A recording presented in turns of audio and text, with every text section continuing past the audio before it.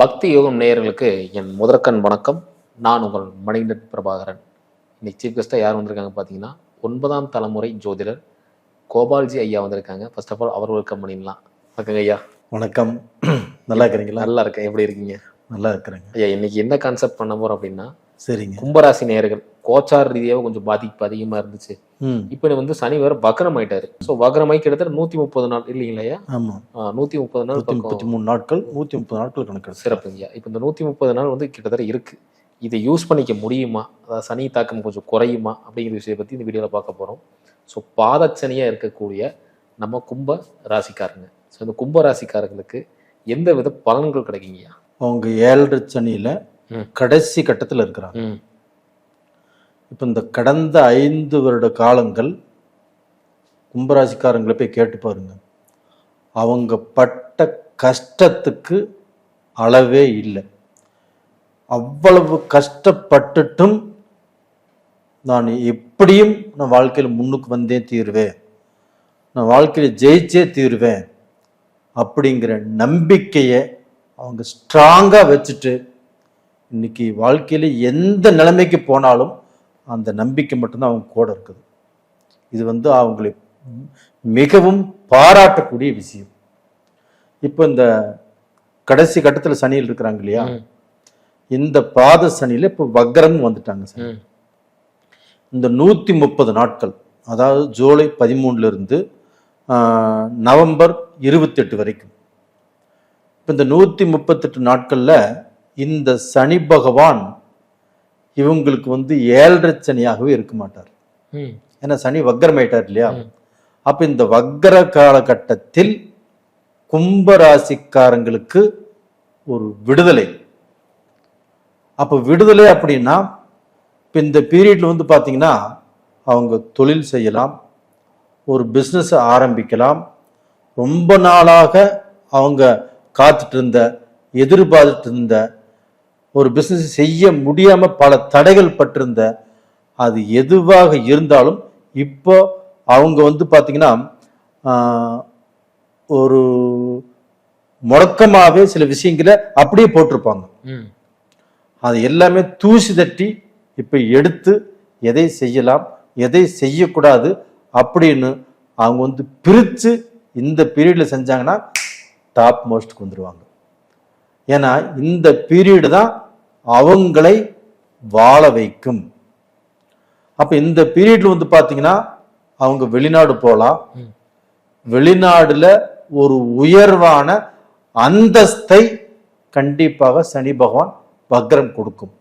அப்ப பிசினஸ் ஆரம்பிக்கலாம், படிக்க போகலாம், வேலைக்கு போகலாம். இது மாதிரி எது செஞ்சாலும் சரி வெளிநாட்டில் போய் செஞ்சாங்கன்னா மிக சிறப்பு. அது போக உள்நாட்டில் இப்போ பிஸ்னஸ் பண்ணிட்டு இருக்கிறாங்க, இல்லை ஒரு வேலைக்கு போயிட்டு இருக்கிறாங்க, அந்த வேலையில ரொம்ப ஸ்ட்ரெஸ்ஸு, அந்த பாஸ் இவரை கண்டுக்கவே மாட்டேங்கிறாரு, இவர் ரொம்ப திறம்பட வேலை செய்கிறாரு. அப்படி திறம்பட வேலை செய்தும் இவருடைய திறமை அந்த பாஸுக்கு புரியல. அப்படி எல்லாமே இருந்திருந்தாலும் பாஸுக்கோ சூப்பர்வைசருக்கோ யாருக்கோ இவருடைய திறமையே புரியலன்னு வச்சுக்கோங்களேன். இப்போ இவருடைய திறமையை அவங்க புரிஞ்சு நடந்துக்கக்கூடிய வாய்ப்புகள் உருவாகும். அப்போ வந்து கும்பராசிக்காரருக்கு ஒரு மேல்படி, ஒரு உயர்வு, ஒரு அந்தஸ்து. யார் இவங்களை வேண்டான்னு வெறுத்தாங்களோ, இவங்களை யாரெல்லாம் கண்டுக்கலையோ அவங்கனாலேயே இவங்க மீண்டும் ஒரு உயர்வான அந்தஸ்துக்கு வரக்கூடிய வாய்ப்பு இவங்களுக்கு கிடைச்சிருச்சு. அப்போ இவங்களுக்கு வந்து அந்த 7 சனி காலகட்டத்தில் இவங்களை வெறுப்பாங்க. இவங்களை வந்து எவ்வளவு திறமை இருந்தாலும் அது அவங்க கண்ணுக்கு தெரியாது. அப்போ இவங்களுக்கு மனசு ரொம்ப வேதனையா இருக்கும் இல்லையா. இப்போ ஒண்ணும் இல்லை, இவங்க ரொம்ப கஷ்டப்பட்டு ஒரு வேலை செஞ்சு இவங்க திறமையை பூரா காட்டியிருப்பாங்க, அது எல்லாமே ஓகே தான்.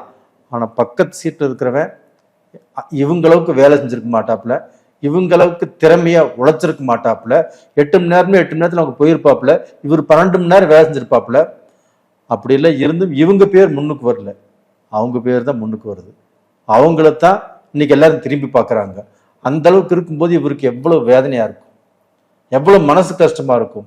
அந்த மனசு கஷ்டம் எல்லாமே இப்ப தீர்ந்து ஒரு நல்ல பொசிஷனுக்கு வரக்கூடிய காலம்தான் இந்த காலகட்டம். அற்புதமா சொன்னீங்க. ஐயா இப்போ இந்த காலகட்டத்துல இப்போ புதுசா வேலை தொடங்குறது, ஒரு புது தொழில் பண்ணலாம், ஒரு சின்ன இன்வெஸ்ட்மெண்ட் வச்சு போட்டு சின்னதா பிசினஸ் ஸ்டார்ட் பண்ணலாம்னா தாராளமா பண்ணலாமா? இந்த பீரியட்ல கும்பராசிக்காரங்க ஆணாக இருந்தாலும் சரி, பெண்ணாக இருந்தாலும் சரி, தாராளமாக அது சிறு தொழிலோ பெருத்தொழிலோ எதுவாக இருந்தாலும் இந்த பீரியட்ல ஆரம்பிச்சாங்கன்னா அவங்க நல்ல பொசிஷனுக்கு வருவாங்க. இது வந்து பார்த்தீங்கன்னா மாற்றமே இல்லை. நான் எழுதியே கொடுக்குறேன், கண்டிப்பாக நீங்கள் ஆரம்பிங்க, நல்லா இருப்பீங்க அப்படின்ட்டு.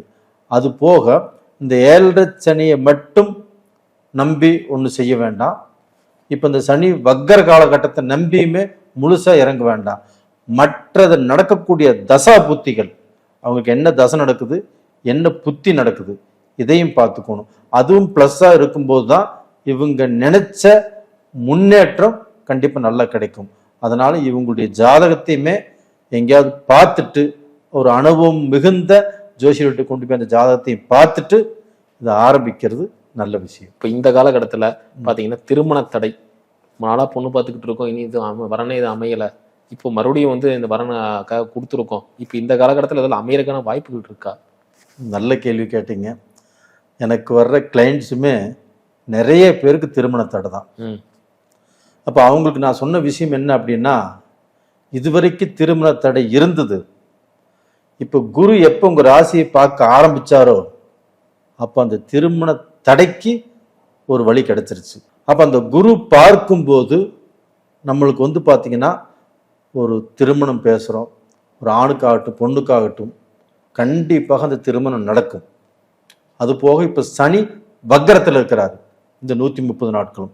அப்போ அந்த குரு பார்வையும் அந்த சனி வக்கரமும் இது ரெண்டும் இணைஞ்சிருச்சுன்னா, இப்போ ஒரு பொண்ணு மனசுல ஒரு பையனை பார்த்தா பிடிச்சிரும், ஒரு பையன் மனசுல ஒரு பொண்ணு பார்த்தா பிடிச்சிரும். இதனால திருமணங்கள் கண்டிப்பாக நடக்கும். அவங்க வீட்டில் சுபகாரியங்கள், பல நாள் தடைபட்ட சுபகாரியங்கள், கிட்டத்தட்ட 3 வருஷ காலமாக கும்பராசிக்காரங்க வீட்டில் சுபகாரியங்களே நடக்கலை, தடுங்கல் தான் ஆச்சு. அவங்க எல்லாமே மரண வேதனையில் இருக்கிறாங்க. அவங்க வீட்டில் சுபகாரியம் நடந்தால் எப்படி இருக்குன்னு நினச்சி பாருங்க. அவங்களுக்கு அதை விட பெரிய சந்தோஷம் எதுவுமே இல்லை.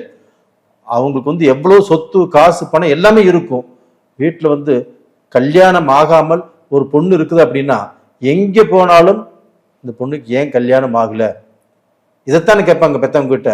அவங்க கேட்டு கேட்டு கேட்டு அவங்க வெளியில போறதையே, ஒரு ஃபங்க்ஷனுக்கு போறதையே அவாய்ட் பண்ணக்கூடிய சூழ்நிலை வந்தாச்சு.